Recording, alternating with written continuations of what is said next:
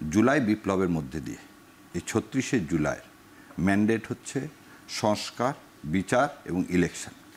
এই সংস্কার, বিচার এবং ইলেকশন করতে গেলে আপনাকে অবশ্যই জুলাই সনদের উপর ভিত্তি করেই করতে হবে। আপনি তো জুলাই সনদ সাইন করেছেন।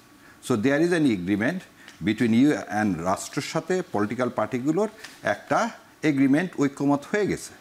এবং এই ঐক্যমতের মধ্যে কিছু নোট অফ ডিসেন্ট আছে, সব পার্টিরই আছেন। সো এখন প্রশ্নটা হচ্ছে এটা কীভাবে ইমপ্লিমেন্ট করা হবে। ইমপ্লিমেন্ট কেমন করে করা হবে সেটাও বলে দেওয়া হয়েছে।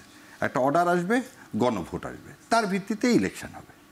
এই অর্ডার এখনও পাস করা হয়নি এবং গণভোটটা ইলেকশনের দিন দিবেন না আগে দিবেন, এটা নিয়েই কিন্তু মূল সব কিছুর মধ্যে সমস্যা।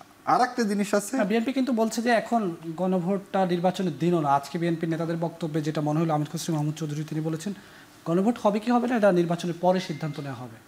তাহলে আমাকে খুব ব্যর্থ, মানে খুব ভারাক্রান্ত হৃদয়ে বলতে হয়, তাহলে আমি 1996 সালের 12ই ফেব্রুয়ারির পদধ্বনি শুনতে পাচ্ছি। শোনেন, তত্ত্বাবধায়ক সরকার কিন্তু বিএনপি এমনি দেয়নি। 91 সালে বিএনপি কিন্তু তত্ত্বাবধায়ক সরকারের মধ্যে দিয়ে এসেছিলেন। এসে তারপর কিন্তু তারা তত্ত্বাবধায়ক সরকার ভুলে গিয়েছিলেন। আন্দোলনের মুখে কিন্তু তারা এই 12ই ফেব্রুয়ারি ইলেকশন করলেন একতরফা, এবং তারপরে কিন্তু তারা এই তত্ত্বাবধায়ক বিল সেখানে পাশ করলেন, পাশ করতে বাধ্য হলেন। যদি আজকে বিএনপির অবস্থান এই হয়, যেমন দেখেন, যখন আমরা এই স্বৈরশাসক রাষ্ট্রপতিকে সরাতে চেয়েছি, যখন শহীদ মিনারের শপথের কথা এসছে, তখন কিন্তু বিএনপি এটাকে কী করছেন, অপোজ করছেন। আজকে যখন উচ্চকক্ষে পিআরের কথা আসতেছেন, অপোজ করতেছেন। জুলাই সনদের ভিত্তি সব কিছু জুলাই সনদের মধ্যে ইনক্লুড করে তারপর সাইন করার কথা এসছিল, সেজন্য কিন্তু এনসিপি সাইন করেনি।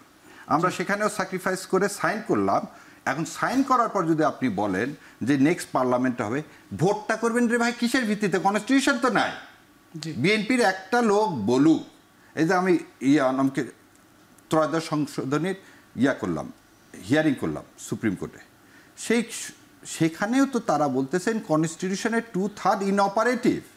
যে 2/3 যদি ইনঅপারেটিভ হয়, আপনি ইলেকশনটা করবেন, যে আপনি তফসিল ঘোষণা করবেন কিসের ভিত্তিতে?